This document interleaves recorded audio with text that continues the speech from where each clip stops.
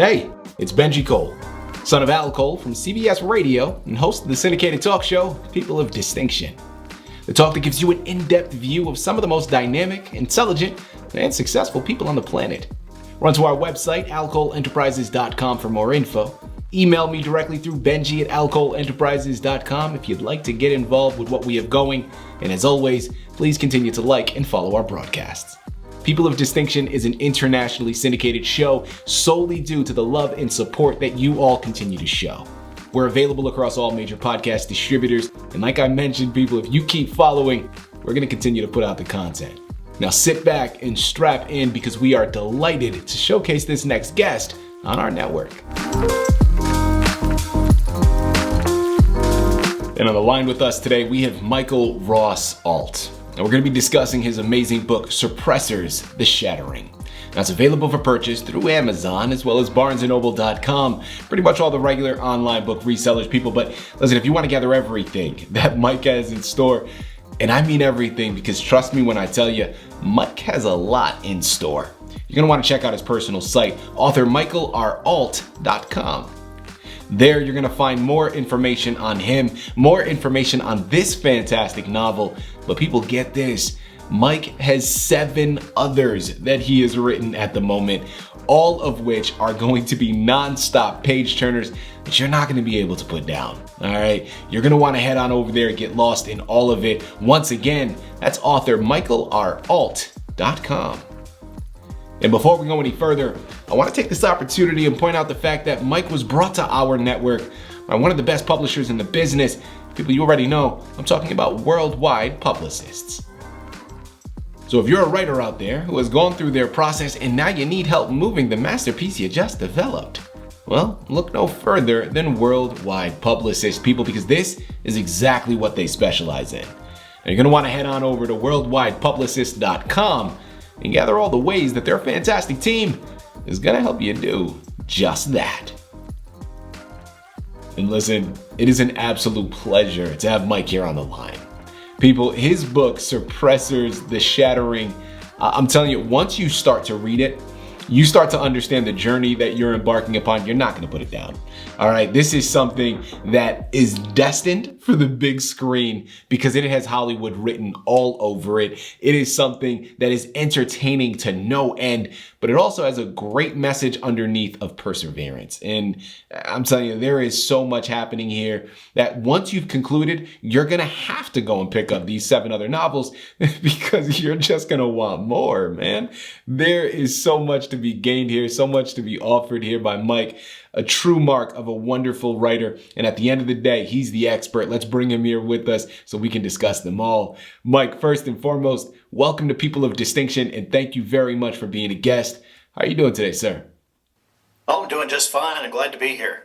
Well, listen, it is a pleasure to have you here, Mike. Really, the honor is all ours. Your book is something straight out of a Hollywood film, but coupled with a great message of perseverance underneath. I'm telling you, it's a wonderful balance of entertainment and information without becoming preachy. And that's key, man, because I think oftentimes there's going to be one or the other, or the balance is slightly off. You found a way to mix them together in a very, very successful way, you know, in my opinion. And I know a lot of my listening audience members are going to believe that as well. Before we jump into this wonderful book, start off by telling us a little bit more about yourself and your background. Well, I actually started writing as a teenager. Of course, at that time, it's kind of telling my age, it was writing bad knockoffs to Man from U.N.C.L.E. But I got away from that, luckily, and got into my first love, which is fantasy and science fiction. So, unfortunately, I deviated a little bit that during my professional career and wrote about 26 books about Oracle database systems, which I guess are probably out of print now. But they got me used to writing, got me used to being disciplined, meeting deadlines.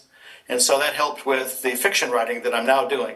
You know, branching off of that, I want to go into inspiration next here, Mike. Talk to us about what inspired you to write this particular novel, but not only write the novel itself, how did you go about constructing this fictional world that your readers are going to find themselves in? Well, it actually started as I had a thought about what if magic existed all the time, but for some reason it was being suppressed, and that was where it kind of started. And then I tried to carry that through to who would be doing the suppressing and why would they be suppressing it. And that led to the development of the suppressors. And then, of course, they had to have antagonists or protagonists, whichever you prefer. And so I developed the paladins that are kind of their nemesis. And so the play in the book is between the paladins and the suppressors, and Donovan Kane, the hero, is stuck in the middle. You know, Mike, next I want to go into, are there any unexpected twists or turns that your readers will enjoy encountering once they pick up this book and embark upon the journey? Well, when I got about halfway through it, I realized that I had almost written myself into a corner, in that they were going to have to revitalize this Narthex, whether they did it for themselves or let the suppressors themselves do it. And to do that, someone had to die. And so I either had to find a way to dilute that so that the person didn't die, or maybe bring in another character. And so I decided to revive a historical magician. Well, well, now I really want to know, Mike. I mean, you've piqued my curiosity here, man. But listen, I'm going to leave it alone, people. Because listen, Mike is clearly a marketing expert, all right? Because he understands how to build a teaser properly. Well, listen, if you're like me and you are dying to know who he's talking about, because I know you all are as well, then you got to listen to me, and you got to head on over to Amazon, Barnes & Noble, and most importantly, his personal website, authormichaelralt.com. Remember, the book we're discussing today is called Suppressors, The Shattering. But bear in mind that Mike has a lot more. All right, there are 7 other novels that you're going to want to pick up when you head on over there. Hopefully, much more on the horizon. We'll tackle that in a little bit here. Mike, we know about your book, man. We know about the precipice that began you on this journey. Well, I'm curious now about what was a highlight for you in its construction. Well, I mean, of course, finishing is always a highlight for most authors, because a lot of people start things and then they just either peter out, or they lose interest, or they don't complete it. So that's always a good high point. But when it comes together, when your characters seem to mesh together and they actually begin writing the story themselves, and you're just kind of watching it happen in your mind as you write it down, that's when I really feel that I've achieved something, is that when the characters take on life of their own. You know, a great segue that you've established there, Mike, because that final part is something key, right? Characters taking on a life of their own. You know, I've heard that previously on a number of occasions from other writers. When they're engulfed in their projects, how the passion or the moment, whatever you want to call it, how characters then can seem to just do that, right? They take on a life of their own. Well, Mike, can you share with our listening audience at this time, were there ever a time or a moment in your process where that happened with you, where your characters or your storyline almost seemed to write themselves? Well, as I said before, when they were dealing with these manifestations that were happening because magic was coming back into the world, that section seemed to write itself. The stories just seemed to come, the different things they fell into, whether it was a manticore they had to deal with, or a vampire, or some other mythical creature. It just seemed to happen, and I had to do minimal research to find out some of the things I'd put in there, because I actually pulled some of the things from actual spells and incantations and legends from like Japan and other places. So that really helped, that the characters were kind of rooting me on to finish the scene and to give them material to work with. Well, listen, I mean, that's a great point now that you brought up. It's something very interesting. Let's now go into that research that you conducted in preparation for this novel. You know, talk to us about the research, interesting notions, and or things that ended up making it onto the page. Well, like the stories of the Manticore and the Jinn and vampire and the angry ghosts from Japan. All of those are things that I had to research to make sure that I got the nuance right. I mean, everyone's got the Twilight and the other stories in their head about that's how vampires work or werewolves work. But if you look really deep into the legends, it's not quite right. And so that's what I tried to get right was what was actually going on. I love it. I think it adds another layer of depth there in the novel. And also just between you and I, my wife loves stories of witches and vampires and all of that. I mean, this is something right up her alley. So I know she's going to love it. So you talk about Twilight and all those things, man, that is her bread and butter right there. Okay. This is something that she just loves. But Mike, let's just transitioning here, man. Let's explore our imaginations a little bit, okay? Now, I'm curious. I want to pose this question. Stick along here with me. Follow me down this rabbit hole, Mike. If you had the opportunity to bring your book to life and you could choose any particular section to immerse yourself in and experience fully, I'm curious to know which section would you choose to live through and why? Well, I think the biggest challenge and the most fun the characters had was in battling these mythic creatures that these people were manifesting. So I think that part would be the most fun for me. Because the others could be a little dark, where they're trying to bring the Narthex back and realizing that maybe someone has to die, or where they're dealing with the Suppressors, who are really kind of an evil bunch. They kind of got drunk on their power, and they're not really doing what they should be doing with the magical energies. So dealing with that part of it would be depressing but necessary. Yeah. Like we talked before about your books being wildly entertaining, but not only are they entertaining, there's also a great message found underneath for all of them. But specifically with this one, we're talking about that underlying message of perseverance. And that's something that we can all benefit from, right? Whether you're into this book or not, that message is something you can take to the bank. Well, rather than assuming here, Mike, I want to hear it from you. What are you hoping that your readers take from your book upon its conclusion?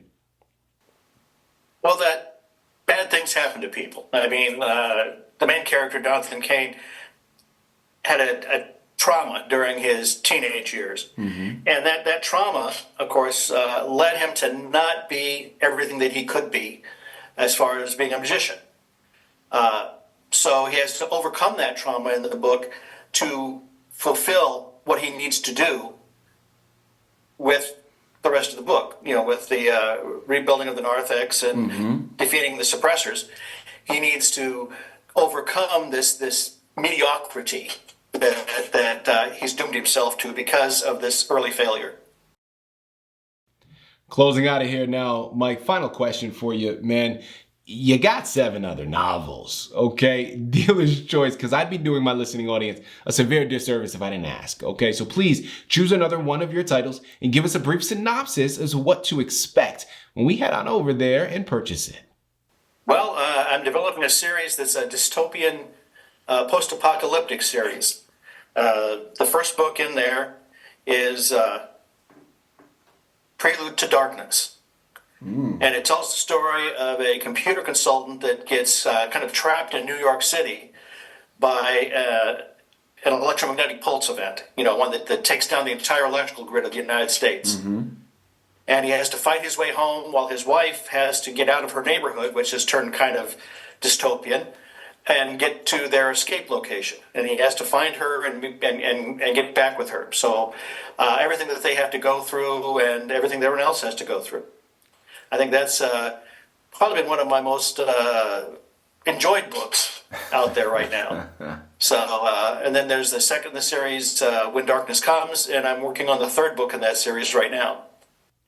People, listen, there is so much to sink your teeth into. It starts with Suppressors, but I promise you it doesn't end there, okay? Remember, I said it before, I'm going to say it again. Suppressors, the Shattering is just one because there are 7 other novels that Mike has written, man. It's Amazon, it's Barnes & Noble, it's author michaelralt.com. Head on over there and get lost in every single one of these magnificent books.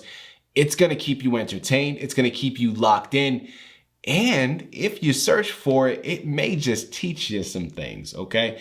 And in addition to all of that, yeah, like Mike just said, he's not done. All right. Be on the lookout for future novels that he is currently constructing. And I'm just going to say it. I said it at the very beginning of the interview, but I'm going to say it again.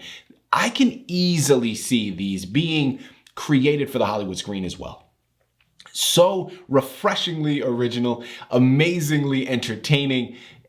You know, again, Hollywood, you need to tap in. Mike, if you haven't been approached yet, man, listen, be on the lookout for it because I'm sure it's going to happen. Mike is onto something special here, people, but it starts with these literary versions first and foremost. You know where to go. All right, head on over there, pick up your copies and get lost in all of them. Mike, this has been a delight, man. We have thoroughly enjoyed this experience as well as this discussion. Thank you once again for being a guest on People of Distinction. Thank you for having me. I really enjoyed it.